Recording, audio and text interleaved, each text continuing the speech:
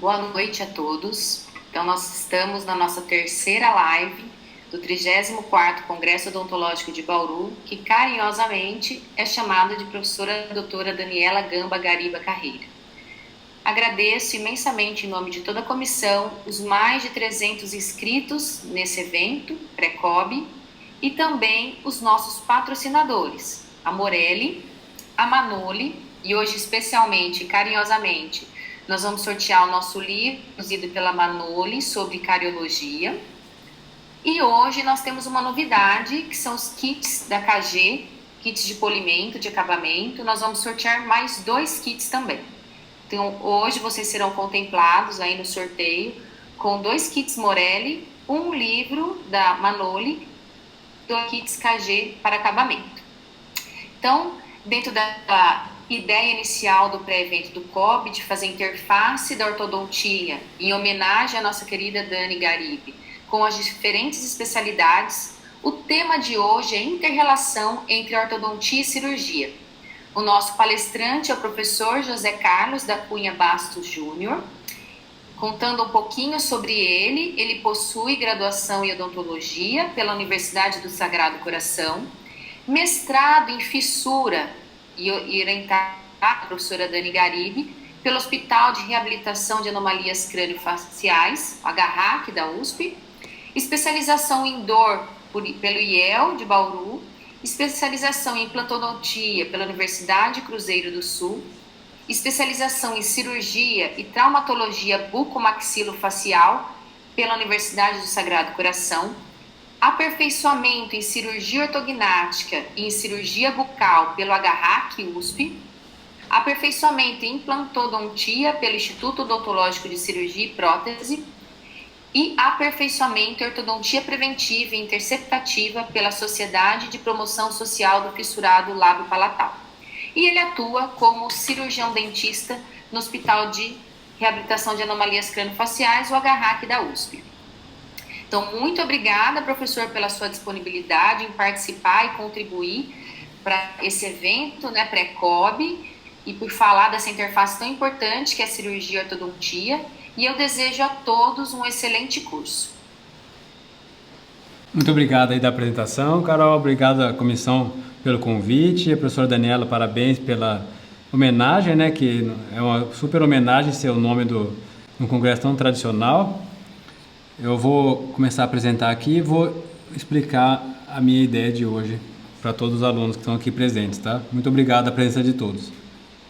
Vamos lá, boa noite a todos presentes mais uma vez.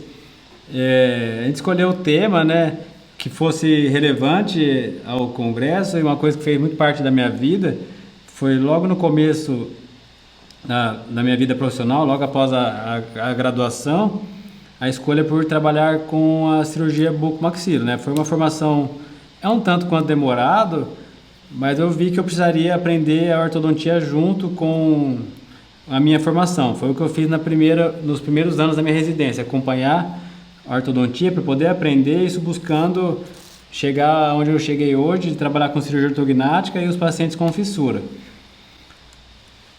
Se a gente for pensar como que isso acontece na vida,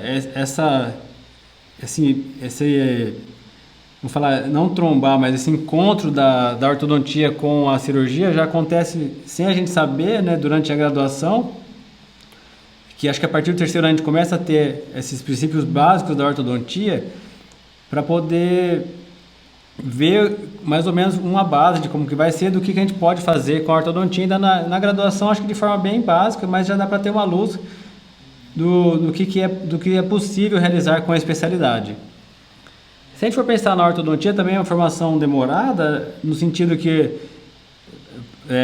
o colega tem que fazer a graduação, depois ele precisa começa pela ortodontia preventiva, normalmente 2 anos de ortodontia preventiva para pegar os princípios básicos do crescimento e depois partir para uma especialização. Foi assim que era a formação quando eu fiz.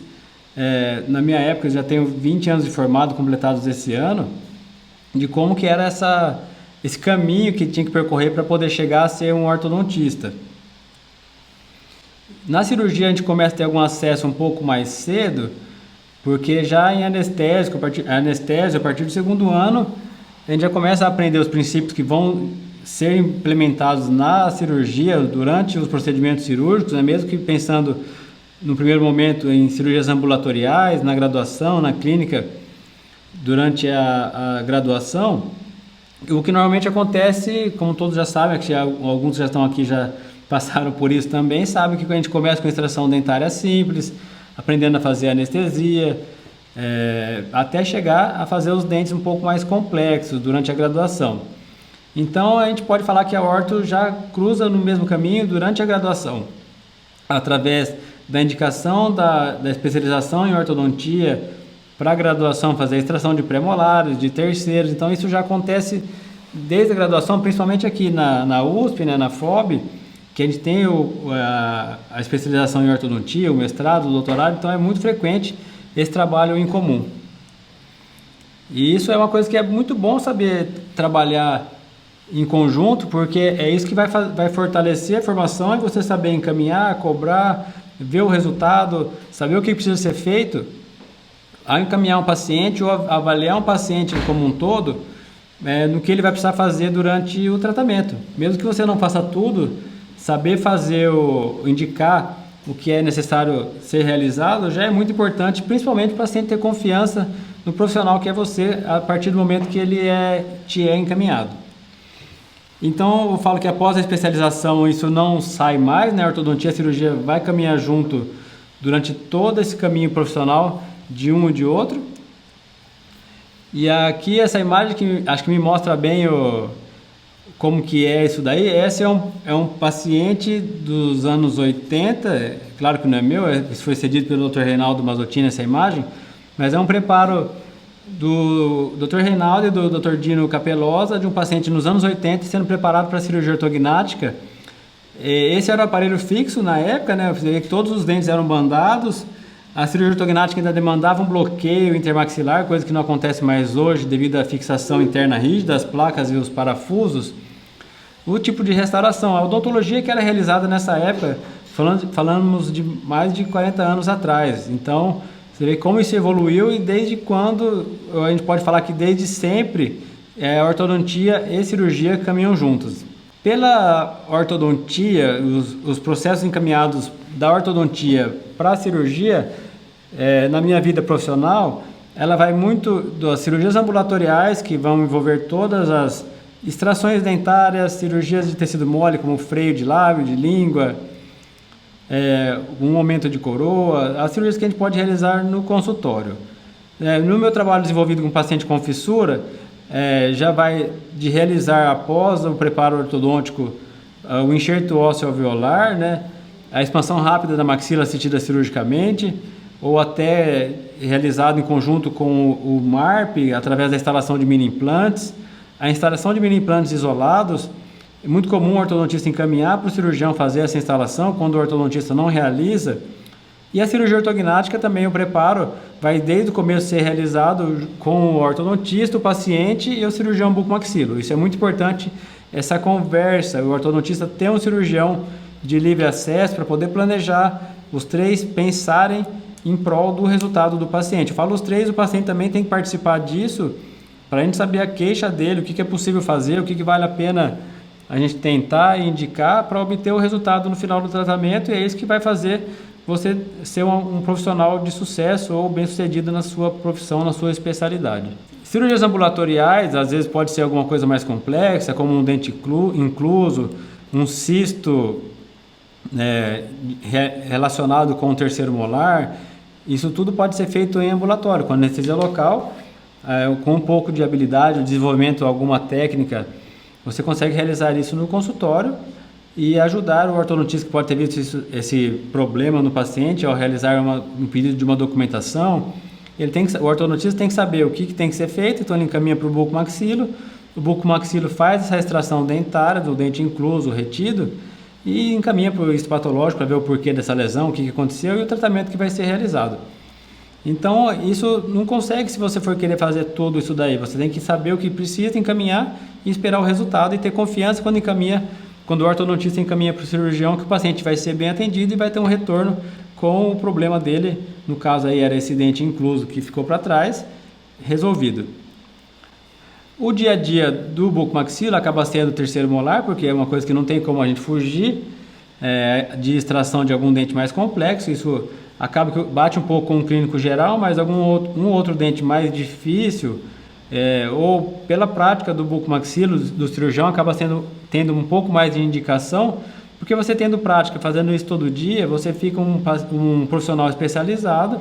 Você vai fazer isso com, vamos falar assim, com um pouco mais de delicadeza e menos tempo gasto, o que faz o paciente ficar mais satisfeito por ter menos hora de cadeira no processo cirúrgico, que com certeza, quando você encaminha o paciente para extrair um dente, nenhum paciente gosta de fazer isso, porque ninguém acorda de manhã com o sonho de ir no consultório e extrair um dente. Ele faz porque precisa, ou porque já doeu, ou porque, na verdade, o ortodontista acaba não convencendo, mas eu falo explicando de forma que o paciente entende que se ele não fizer isso, ele pode acarretar problemas, sentir dores ou ter alguma função de alguma forma alterada.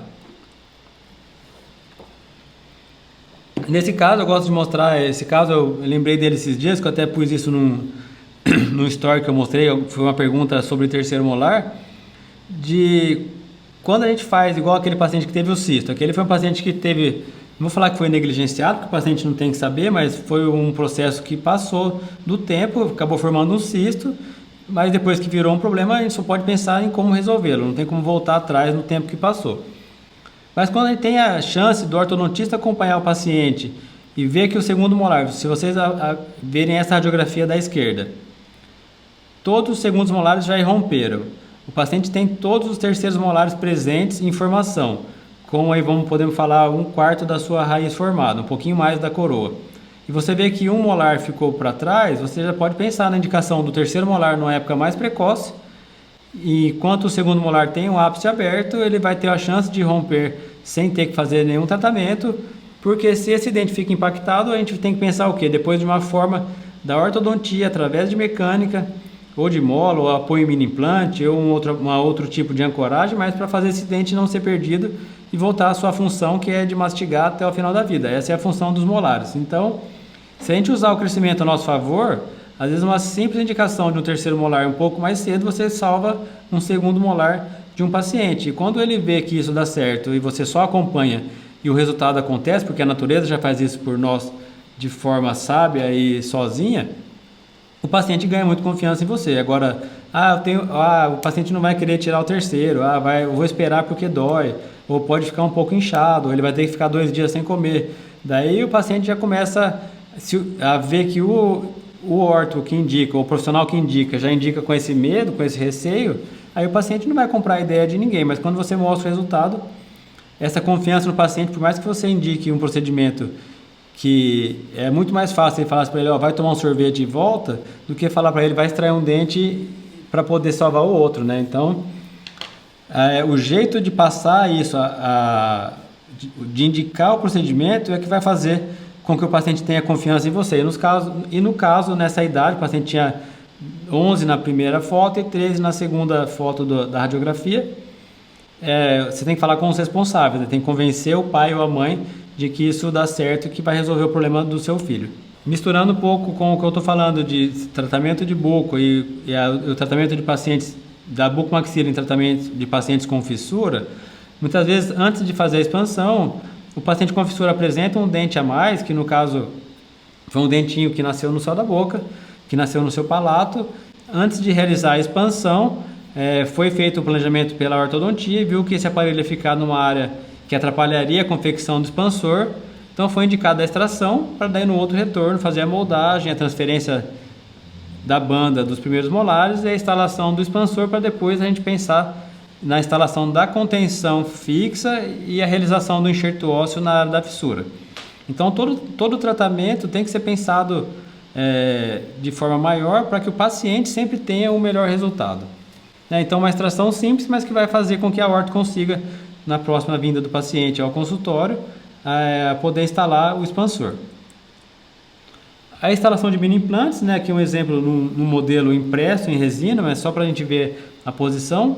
Não vem ao caso a explicação da posição, mas a gente sabe que tem que ser na mucosa inserida, pensado pelo ortodontista, normalmente essa indicação da posição correta de instalar, porque é o ortodontista que vai necessitar dessa ancoragem, ou vai colocar um dente apoiado no mini implante, ou vai usar o mini implante para ancorar uma força com elástico ou amarrilho para puxar algum dente, fechar um espaço. Daí a variação disso é muito grande, o que uma ancoragem óssea possibilita na ortodontia. Isso mudou muito os parâmetros de movimentação e com certeza hoje isso é uma ferramenta que o ortodontista tem que usar e ter como como um leque das suas ferramentas que ele possa indicar para o paciente quando precisa, e pode contar com o ortodontista, com o cirurgião bucomaxilo para fazer a instalação se ele não tem esse costume, ou pode encaminhar para um colega, para um bucomaxilo, fazer essa instalação de forma simples e que o paciente volte para ele poder continuar a sua mecânica. Aí cada caso vai ter um planejamento, cada caso vai ter a sua indicação de posição, de tamanho de mini implante, de tipo de cabeça, cada um vai ter a sua preferência durante a sua formação profissional. Eu gosto muito desse modelo porque ele tem um botão, ele tem um pescoço que dá para você amarrar ou pôr elástico, ele tem um trilho que cabe um fio retangular, que é que o ortodontista quase sempre usa no fio elástico para fazer dobras e alavancas quando precisa. Mas tem vários modelos, marcas, espessuras que podem ser indicados hoje em dia. Bom, cirurgias de tracionamento também é outro procedimento muito comum do ortodontista contar com o cirurgião bucomaxilo, um dente que ficou incluso, que teve a sua formação ou tem o ápice fechado. A gente já sabe que o dente, quando tem o ápice fechado, ele não tem mais força de nascer sozinho. Então eu costumo falar, se ele não veio por bem com a natureza, ele vai vir com a força do aparelho na marra, através de cantilever de mola, normalmente de fio TMA, para fazer essa ativação e puxar o dente para sua função, porque nessa idade a gente sabe que tem muito mais chance de realizar esse tracionamento e ter sucesso de trazer um dente fora de posição ou fora do processo alveolar para a sua posição normal. Então a gente faz normalmente o quê? Quando o dente fica incluso, tem que ajustar a sua causa, ver o porquê que ele não nasceu. Muitas vezes, se for falta de espaço, essa expansão da maxila tem que ser feito antes, a gente tem que criar esse espaço antes, ou fazer uma movimentação com o aparelho fixo para abrir esse espaço, ou movimentar a angulação de alguma raiz, para depois a gente pensar no tracionamento, para o paciente ficar o menos tempo possível com esse cantilever, que é a imagem, que é a última imagem, porque isso incomoda um pouco o paciente, mas é o único jeito da gente conseguir tracionar ou trazer esse dente para a cavidade bucal. Então você vê na sequência da primeira slide, eu sempre tento fazer um acesso muito minimalista, uma incisão apenas expondo o ápice do canino, a parte de esmalte. Essa perfuração não é aleatória, ela tem que ser uma posição um pouco para cima do ápice do canino. Se a gente fizesse um X, uma cruz, como se fosse um jogo da velha, na coroa, pensando que pacientes mais jovens, nessa idade que faz o tracionamento, a câmara pulpar é um pouco mais ampla, a gente tem que fazer esse enquadramento e puxar um pouco mais para o ápice para poder fazer a perfuração e, claro, não pegar a polpa do paciente, porque daí isso acarretaria numa necrose dentária, que não é o que a gente está querendo. Está querendo salvar o dente, não matar ele com o procedimento. Na outra imagem que está passando o fio de amarrilho, note que eu coloco uma sonda para fazer essa torção, para sempre esse amarrilho ter uma mobilidade e não apertar diretamente no esmalte, que a gente sabe que o esmalte é uma superfície bem dura. Se você torcer até apertar o esmalte, ele pode quebrar, e daí isso atrapalharia essa ancoragem. Eu gosto de fazer a perfuração, é uma opção pessoal, tem gente que faz a colagem, mas eu acho que a colagem é boa até que solte e a mãe venha reclamar para você, você tem que fazer uma intervenção de novo. Imagina um paciente que chora, que dá trabalho de realizar. Então eu gosto de fazer a perfuração por uma opção pessoal minha, e dá certo assim, fica uma pequena restauração a ser feita depois que esse dente vem para a boca do paciente. Essa ativação com a mola do tracionamento, o ortodontista que vai ver essa forma, normalmente a cada mês ou a cada 2 meses, para poder fazer a ativação e exercer uma força do amarrilho que a gente colocou no momento do tracionamento, do acesso ao canino, até ou chegar no momento de colar um bracket e envolver esse canino no arco de nivelamento. Um outro protocolo que o bucomaxilo tem trabalhado muito com o ortodontista, com a ortodontia, é a questão das expansões com o aparelho expansor apoiado em mini implantes, né, que é o MARP. Nesse caso aqui, um MARP de 2 parafusos, tem MARP de 4, tem vários modelos, mas sempre apoiado em mini implante no céu da boca, para ajudar a ter uma expansão em pacientes que ou têm menos ancoragem, ou estão em fase de troca dentária no segundo período transitório, às vezes o molar está com a raiz curta, não tem como apoiar um expansor convencional e o paciente precisa fazer a expansão para arrumar espaço para algum dente romper, ou até para fazer uma ajuda na protração maxilar, essa ancoragem esquelética. Então tem várias opções ligadas ao MARP e por isso que é uma técnica que veio para ficar. Não são todas as expansões que precisam do MARP, mas é mais uma ferramenta que o ortodontista tem que saber contar no momento certo para poder realizar. A gente acabou fazendo bastante, teve muitas pesquisas aí na faculdade, tese de mestrado, doutorado, que a gente tem algumas em andamento com a professora Dani Garibe, acho que ela também fala muito bem disso daí, vocês sabem que a gente tem um curso sobre isso, de uma atualização, que acabou se formando vários profissionais já, acho que teve 4 ou 5 turmas, simplesmente para explicar como indicar e realizar essa técnica nos pacientes. Então é uma forma de trabalhar em conjunto que você também tem que saber. Não é todo o bucomaxilo que faz isso, mas é uma ferramenta que o ortodontista tem que saber contar. Esse protocolo BUMP é um protocolo que vem uma protração da maxila ancorada em mini implantes, mini placas. É um procedimento que já tem mais ou menos uns 10 anos que foi descrito na literatura. É um procedimento que, principalmente para paciente padrão 3, que é o que a gente trata no centrinho, com deficiência de maxila, diminuição do terço inferior no sentido vertical, ou seja, menos exposição de incisivo, ou que o paciente tem uma deficiência óssea, um apoio da maxila menos expressivo na face, é indicado esse tipo de tratamento no período de crescimento. Então é um protocolo muito fascinante o resultado. Ele pode até, em alguns casos, livrar o paciente de fazer uma cirurgia ortognática se indicado e realizado no momento certo. Então isso também é um tipo de protocolo que o ortodontista indica, e normalmente é o bucomaxilo que faz essa instalação das mini placas. Vocês podem ver que é uma mini placa específica para poder utilizar os elásticos. Ele é colocado 2 placas no pilar zigomático, ali acima do segundo molar, na maxila, e entre canino e incisivo lateral inferior bilateralmente, para poder fazer o apoio e o uso de elástico intermaxilar de forma progressiva, sua força e de uso contínuo durante todo o período do crescimento do paciente.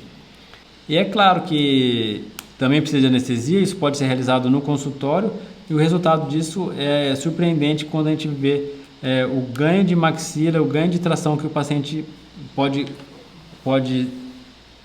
colher com esse tipo de protocolo. É uma coisa nova, pouca gente faz, mas que tem resultados fascinantes. Eu acho que até no protocolo de paciente padrão 3 foi um dos melhores protocolos que eu vi para somar no resultado, e com certeza isso é mais um fruto da ortodontia e da cirurgia caminhando juntos. Aqui um preparo ortodôntico, né? A gente vê vamos falar assim, de certa forma, bagunça que está o paciente, de certa forma o apinhamento, sobrando dente a mais, um formato alterado do arco, uma compensação natural, porque o paciente não usou o aparelho, não teve uma prevenção na ortodontia, você vê que ele já está com todos os permanentes, com um formato alterado, e isso, vocês vão ver que a mudança que a ortodontia e a cirurgia fazem em conjunto no resultado desse tipo de maloclusão. Então aqui o paciente em preparo, né, ele vai ter que contar com a cirurgia ortognática, ele realizou extrações no arco superior e inferior, ele teve que realizar um enxerto ósseo na fissura, tudo isso de forma resumida, mas é o que foi acontecendo nesse processo, para poder ser preparado, a maxila ficar num formato mais adequado e o paciente poder realizar a cirurgia ortognática para correção da mordida. Então a gente vê um formato à esquerda e um formato à direita, o paciente após fazer um enxerto ósseo e a ortodontia. Então a gente pode ver que o resultado das especialidades em conjunto, se a gente ver a primeira foto e a segunda, vou falar que faz de certa forma mágica você restabelecer esse formato. Imagina um sorriso para o outro, o que mudou na vida desse paciente. E até resultados deficiências um pouco menores, mas que o resultado também tem uma expressão da mesma forma. Então na primeira imagem, o paciente antes do preparo, note a deficiência maxilar, o lábio superior com a parte do vermelho um pouco menos exposta, o excesso de linha queixo-pescoço que a paciente apresentava, e isso incomodava ela no sentido de não ter uma maçã do rosto ou exposição dentária correta. E ela ainda tinha, para ajudar durante a avaliação frontal, uma alteração de plano oclusal. Daí na segunda foto, na foto do meio, o paciente já recém-operado, e na última foto um controle já após a remoção do aparelho fixo. Note a diferença sutil, mas do que ela ganhou de ângulo nasolabial, a exposição do vermelhão do lábio superior, o ganho de arco, não de arco zigomático, mas o ganho de maçã no rosto ali perto do nariz, a exposição, e a diminuição da linha queixo-pescoço da paciente. Para ficar com uma mulher com um perfil mais reto, um queixo menos forte, que é mais aceitável no homem, talvez um queixo mais forte do que seria numa mulher, principalmente uma mulher jovem. Então aqui o mesmo caso com a oclusão na primeira foto do paciente antes de fazer o enxerto, antes de iniciar o preparo ortodôntico, abaixo a foto já do preparo realizado. Vocês veem que o central foi mudado o seu formato, o canino está como incisivo lateral desse lado, e o perfil da paciente, você vê que até foi melhorado após o preparo ortodôntico antes de realizar a ortognática, mas ela desde essa fase já tinha queixas do rosto, do sorriso e da sua face, principalmente em perfil.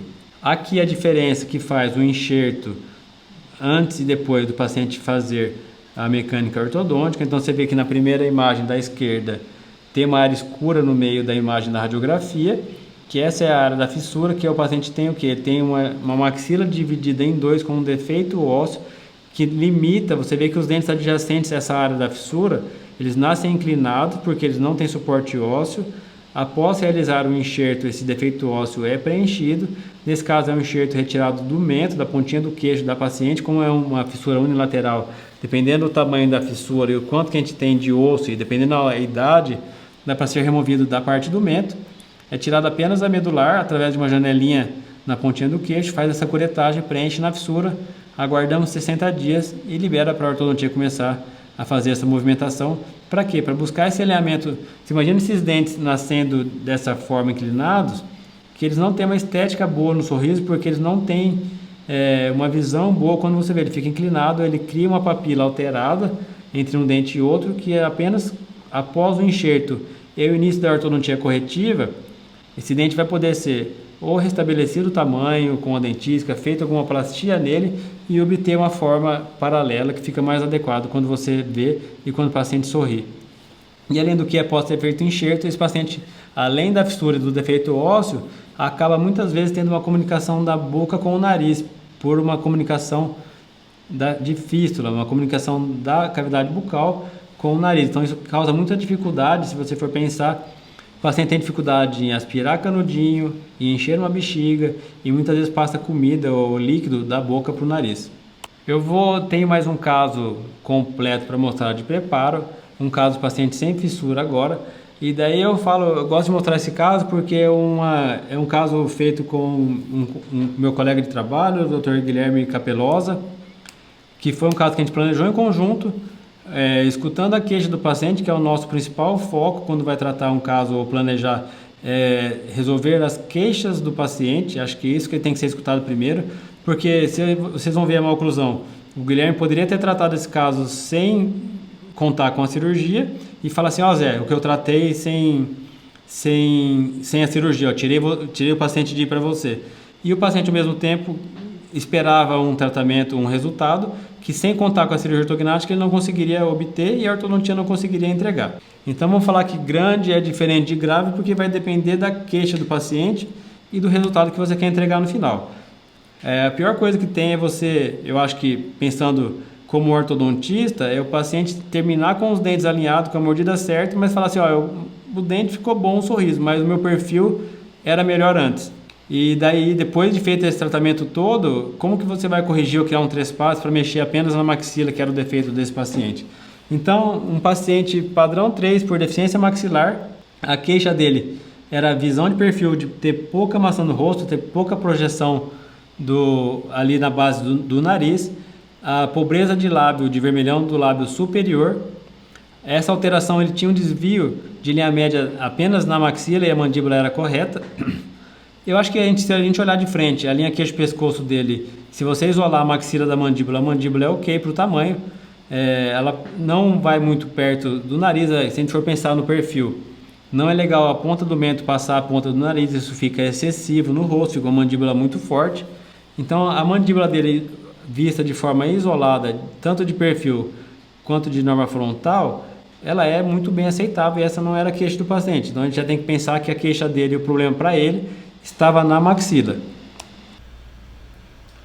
Ele já tinha feito um tratamento corretivo, né? E a gente sabe que pacientes padrão 3 a gente tem que esperar o final do crescimento para iniciar um tratamento corretivo, de forma para não errar, porque ele não tem essa documentação aqui, mas ele tinha terminado já uma ortodontia, tinha ficado com uma oclusão correta, mas como ele terminou de crescer, a maxila não acompanhou e a mandíbula cresceu a mais, o que levou ele a ter uma mordida de topo, né? Seria que os incisivos superiores teriam que estar na frente dos inferiores com algum trespasse, e você vê que o canino superior está com a cúspide no premolar inferior, sendo que esse canino superior teria que estar meio dente para frente, que é o tamanho da deficiência que ele apresenta, e é isso que a gente vai trabalhar para fazer esse ganho, através de não compensar isso na ortodontia, para ele poder ganhar o avanço do osso e dos dentes, para poder corrigir a exposição, a diferença da linha média que você pode ver na primeira foto, e uma melhora do perfil e do sorriso do paciente.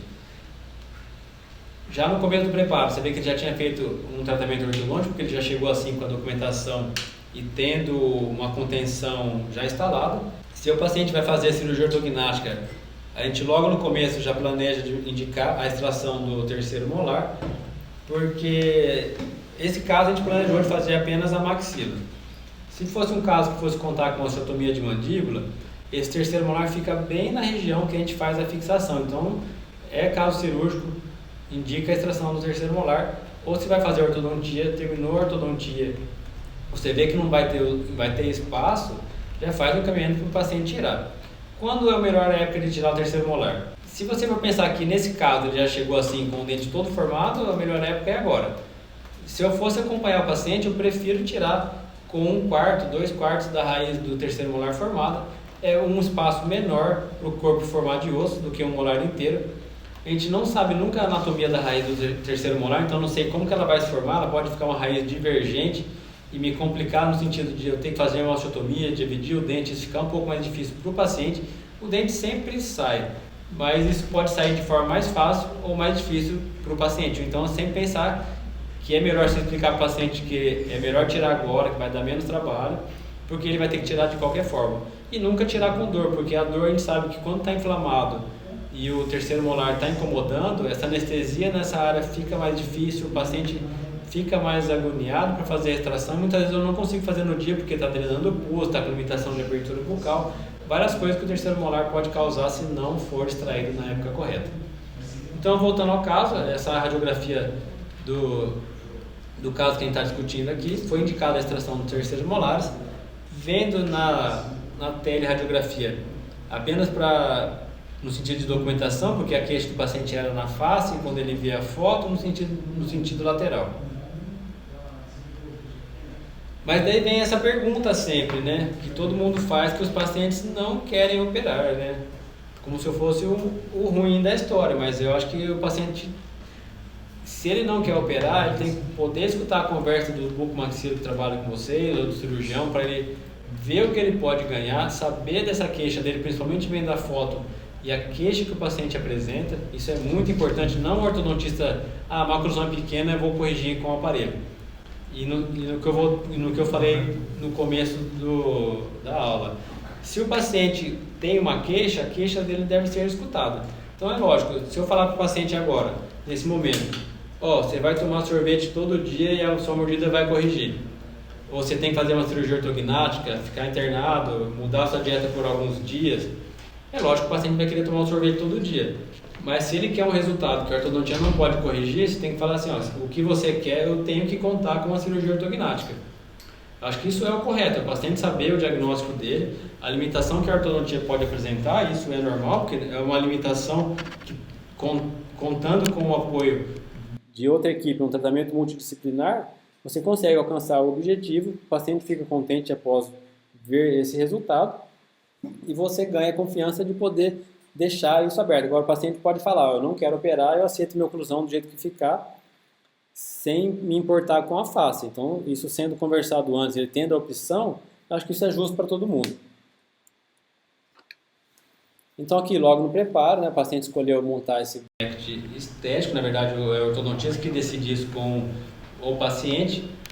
Vocês veem aqui no preparo, a gente nunca banda os molares, né, eu sempre deixo eles apenas colados, porque o dente bandado, imagina aquele paciente que eu mostrei no começo lá da ortodontia e da ortognática, de 40 anos atrás, que tinha banda em todos os dentes. Para esse conforto e beleza que é esse aparelho fixo, mesmo que eu sei que isso incomoda, já usei aparelho também, eu sei que não é uma coisa fácil. Mas é muito melhor você não ter banda em nenhum dente do que você ter todos os dentes bandados, ou pelo menos o primeiro e o segundo molar, que era rotina até pouco tempo atrás. Hoje em dia a gente consegue operar apenas com o tubo colado nos molares de forma tranquila. Daí você vê algumas especialidades, algumas especificações desse tratamento e da ortodontia realizada. Você vê que o paciente, quando ele tinha tratado, já tinha realizado a ortodontia, não foi incluído os segundos molares de forma intencional. Tá bom? Os brackets foram montados de forma que os caninos inferiores não podiam ser levados como inclinação para anteriores, não podiam ser inclinados, então isso foi feito de forma gradual. Os incisivos inferiores foram incluídos após o início do nivelamento. Para quê? Porque eu tinha que manter essa diferença do paciente para não compensar a oclusão e poder gerar com a cirurgia ortognática, contando com o avanço da maxila, a projeção que a gente desejava para o paciente ter o resultado na face. Aqui uma foto oclusal da maxila e da mandíbula, né? O paciente já tinha isso alinhado, porque ele já tinha usado o aparelho. A queixa foi porque a mordida estava de topo. Então vamos falar assim que a mordida, a gente brinca, fala que desandou, né? Na verdade o paciente teve um crescimento tardio e a mordida escapou, né? Mas é porque era um caso padrão 3, que o protocolo era esperar o crescimento para iniciar a ortodontia corretiva. Isso já tem protocolo hoje certo, né? A gente já tem esse protocolo bem desenhado na nossa cabeça, e se a gente tem dúvida se ele está crescendo, se tem algum envolvimento da mandíbula, esperar o paciente terminar de crescer. Então ele aqui no preparo, a queixa do paciente era essa imagem da direita, do sorriso de forma lateral, que o lábio ficava muito para trás e além do desvio da linha média que ele apresentava. O desvio da linha média era de 2, 3 milímetros, você só vê quando você compara com o arco inferior.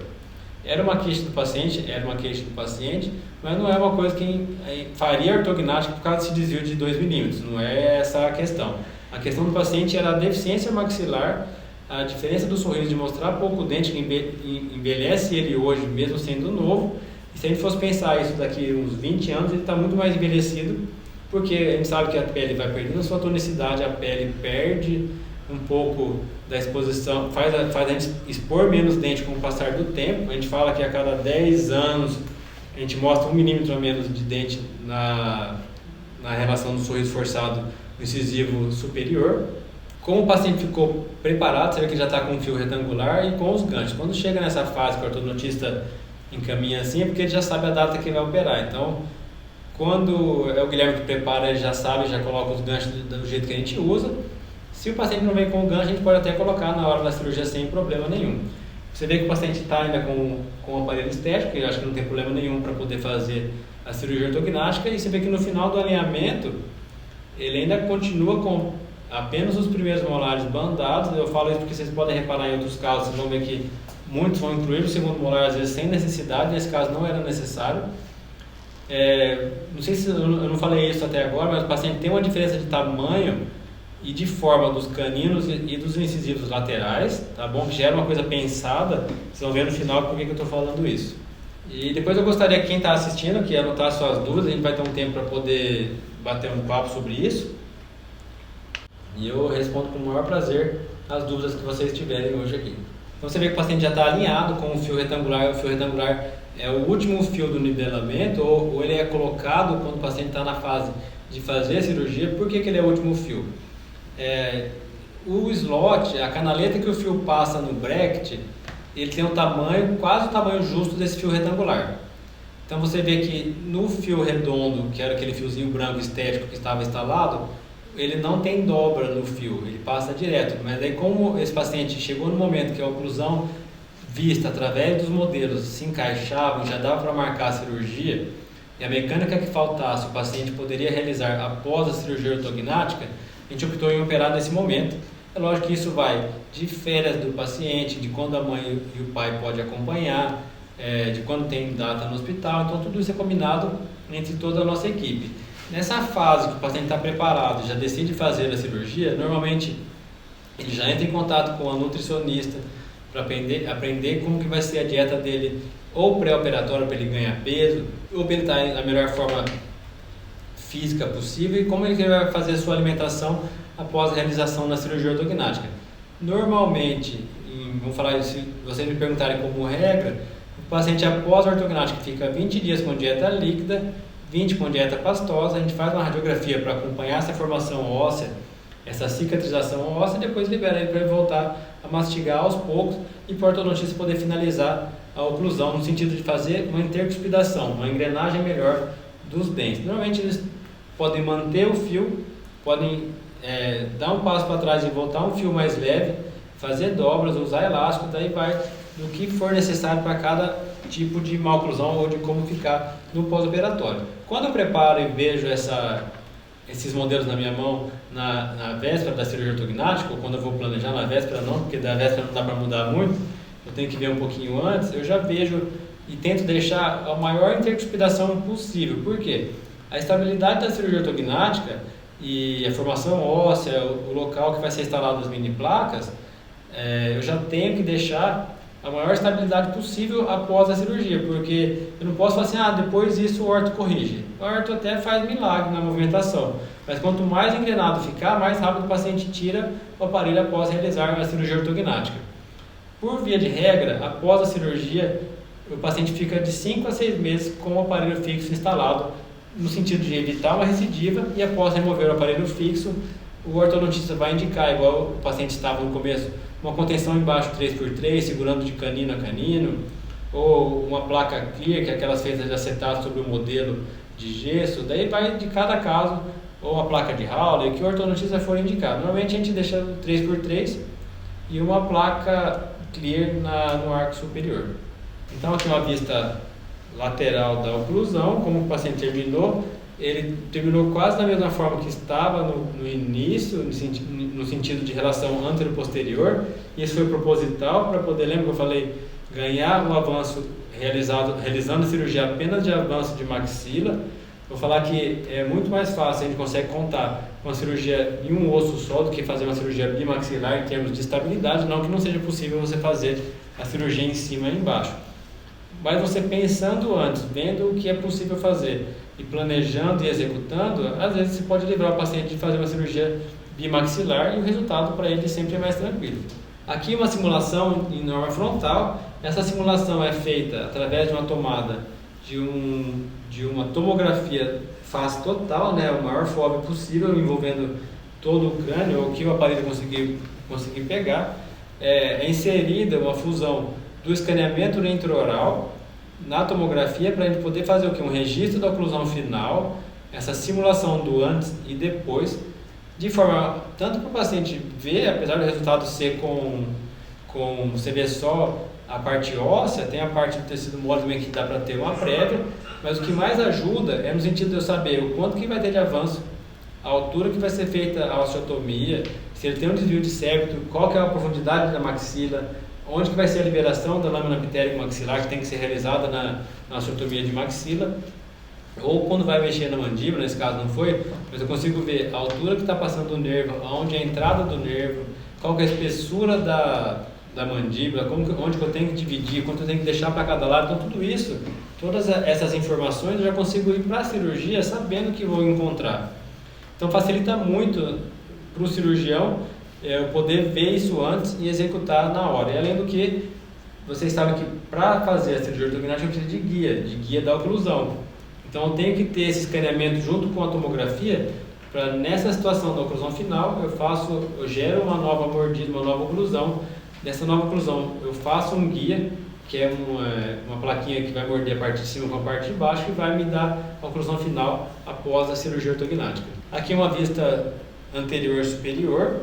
Você vê que o desvio da maxila já sendo corrigida, o tanto de avanço que vai ter, e você já consegue ver o quanto que vem de avanço o degrau que vai precisar de cada lado. Então isso já me faz o quê? Saber mais ou menos o tamanho da placa que eu vou precisar, o quanto de avanço, se esse avanço está dando, é o mesmo avanço que eu preciso na face do paciente, para eu poder ter essa simulação e ter uma garantia de resultado. Porque eu não posso falar para o paciente, ó, você faz ortognático, se não ficar bom eu faço de novo. Você entende que isso não existe, é diferente de você comprar uma camisa e não gostar da cor, você vai lá e troca, né? O paciente compra a cirurgia, ela tem que ser executada e o resultado tem que vir. Aqui uma vista inferior, né, da simulação, mas você vê o movimento em amarelo, que é o desenho do osso da maxila. E aqui a simulação do perfil. A ideia foi manter os dentes na posição, aumentando um pouquinho esses 3 passos para dar o avanço de forma total do que ia movimentar no dente, movimentou na parte óssea também através da osteotomia. Nesse caso a gente chama a osteotomia Le Forum, que faz o avanço da maxila tendo como limite a altura do canino e a saída do nervo infraorbitário. Então ela vai levar toda para frente essa base nasal, a espinha nasal, os dentes de uma forma integral junto com a base óssea, para poder o quê? Ganhar com esse avanço, ganhar a melhora que o paciente precisava com as queixas dele relatada na nossa avaliação, e que batia com o que ele não gostava quando ele se via através das fotos, tanto em frontal como em perfil. Então aqui o resultado já da face do paciente, ele ainda com o aparelho fixo instalado, quase na finalização, mas já com o resultado que ele esperava, que era o quê? Ganhar um pouco mais de maçã do rosto, ter um perfil um pouco mais reto. Nesse caso ele só mexeu na parte superior, não fez nada na mandíbula, a mandíbula dele continua a mesma.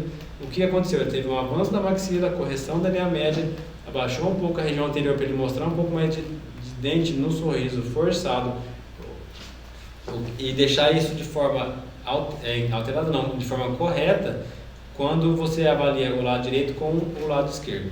O que ele ainda tinha nesse momento, né? Já estava na finalização ortodôntica, ainda tinha a diferença dos incisivos, a diferença de tamanho e forma.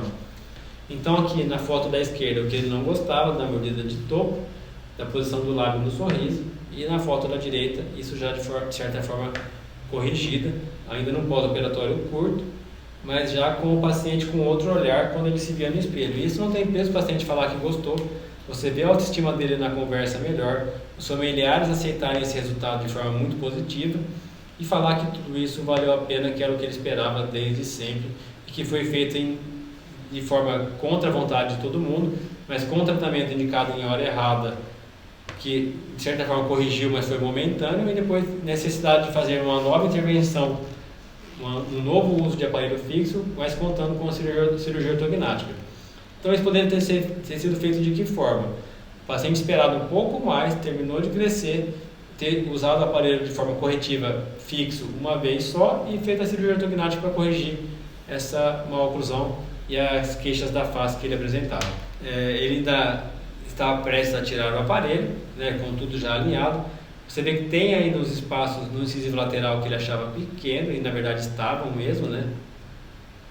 Então ele tinha o quê? Nessa foto, isolados incisivos superiores, a forma alterada, tanto do canino no sorriso, um pouquinho de diferença no incisivo central do esquerdo, um pouco para menor, e a diferença dos incisivos laterais. Então, não tinha mais, como a ortodontia melhorar isso, a gente tinha que contar o quê? Com uma estética para poder aumentar e dar uma forma melhor para esses dentes. Esse caso foi realizado pela doutora Marta, aqui de Bauru, Marta Michelin, e de forma que o paciente ficou muito contente com o sorriso. Ele que agora ele já com a restauração realizada, a gente nem consegue ver o que foi feito. A gente sempre tenta indicar a resina quando o paciente é mais jovem, né? Isso é uma opção que poderia também, por que não fez com lente, mas o paciente é jovem, acho que dessa forma a gente preserva um pouco mais a estrutura dentária. Então a diferença que deu aqui, o antes e no depois, né? De forma lá, o antes, após a remoção do aparelho fixo, e aqui, logo após a reanatomização dos incisivos centrais e laterais. A mesma coisa do lado esquerdo, o antes, o depois da forma. E você vê o paciente depois desse resultado, o tipo do sorriso que ele dá para te contar que gostou. Acho que isso é uma coisa E só quem um dia conseguir escutar isso e falar que o paciente gostou do resultado que você ofereceu, vai entender o que eu estou falando, da felicidade que te dá, da satisfação que te dá você conseguir fazer isso, porque é um resultado que ele vai ter para sempre.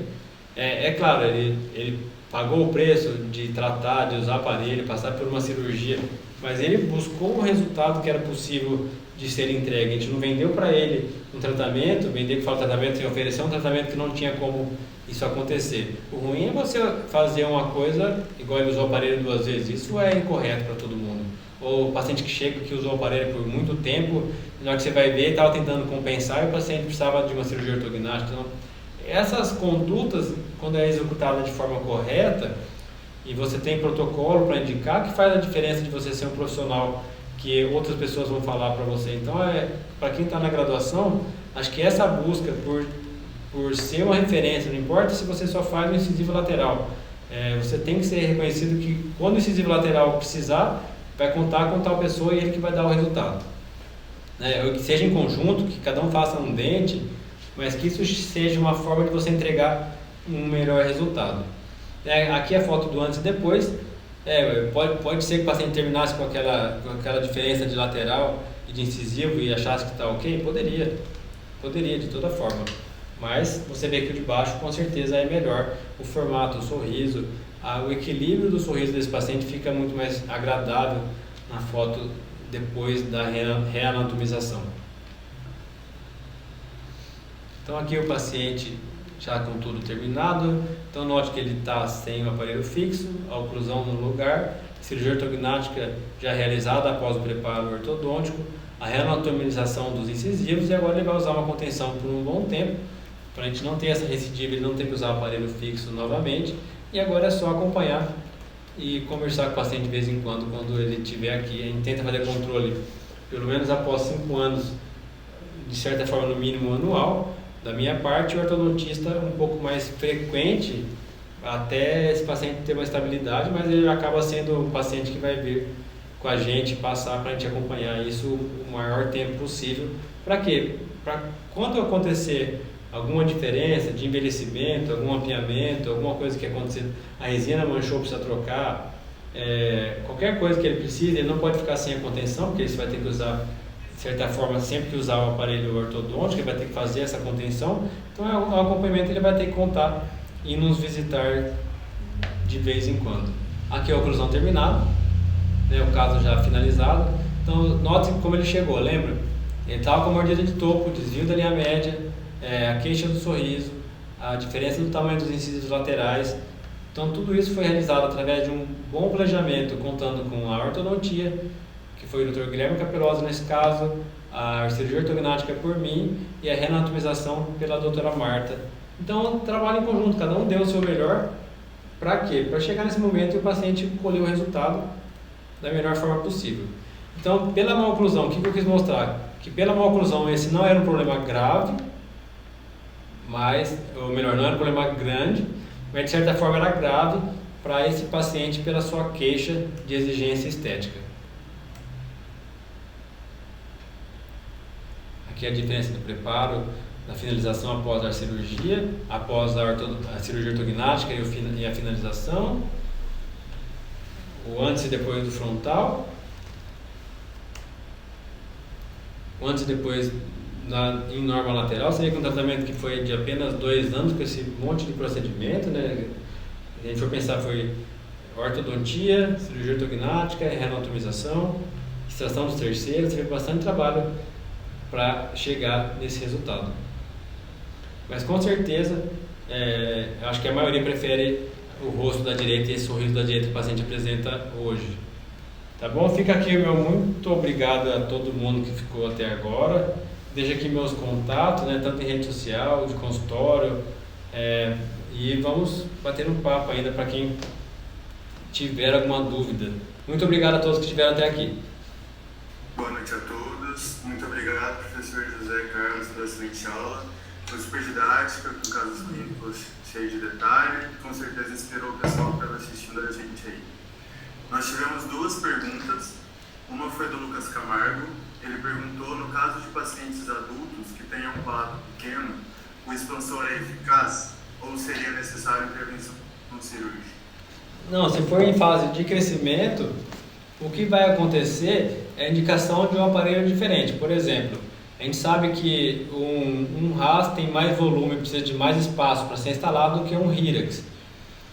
Se o paciente tem uma maxila muito pequenininha, vai se indicar uma expansão com um parafuso no tamanho menor e talvez pensar em 2 expansões se for um caso muito diferente.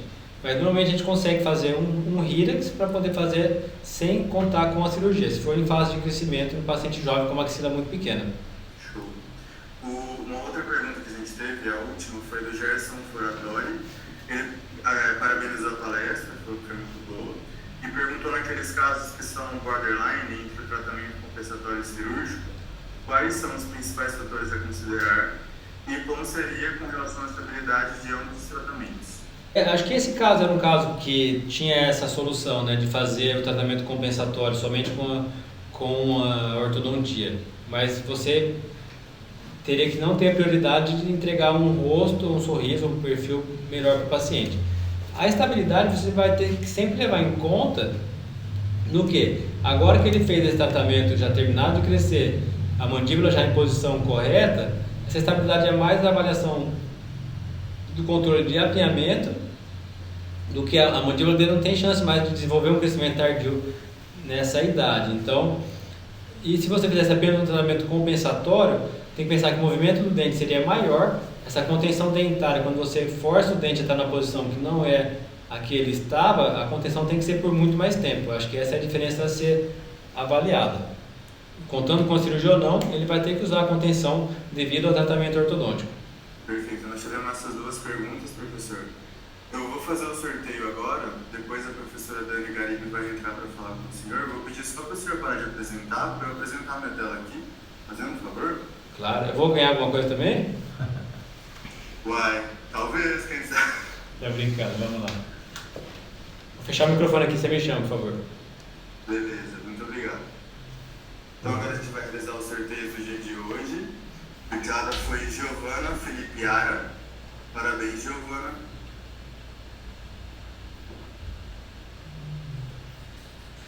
A entrada foi Carla Grisel Valadares. Parabéns, Carla.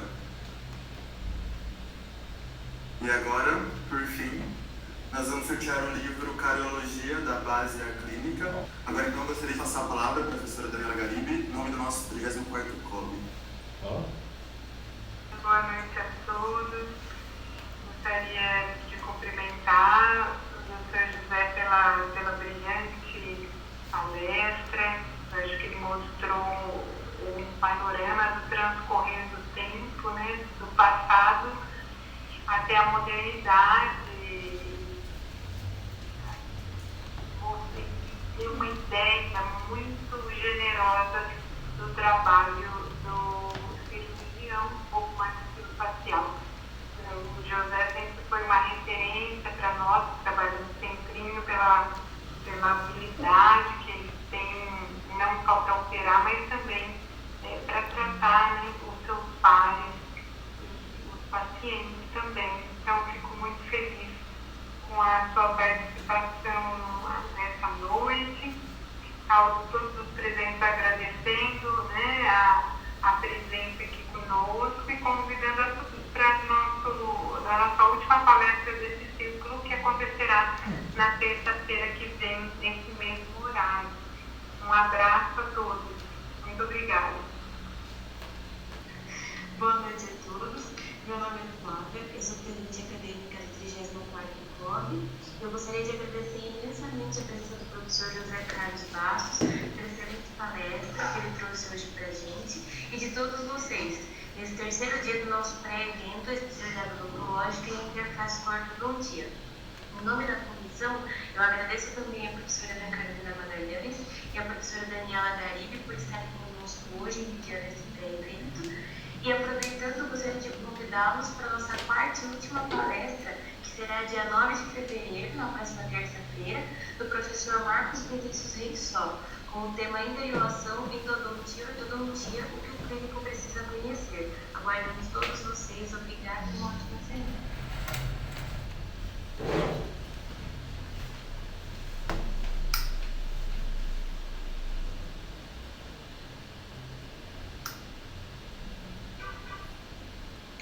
Obrigada, viu, professor José Carlos? Muitíssimo obrigada. Excelente palestra. Não é a minha área, mas eu amei os casos clínicos. Muito bom mesmo, viu? Tem muito didático e os alunos amam quando tem casos clínicos, o antes e depois, nas técnicas, enfim. Muito bom mesmo.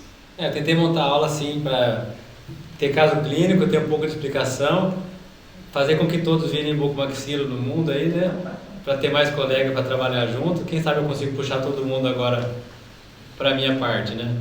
Mas eu agradeço a noite a esse tempo que a gente passou junto, todos aqui.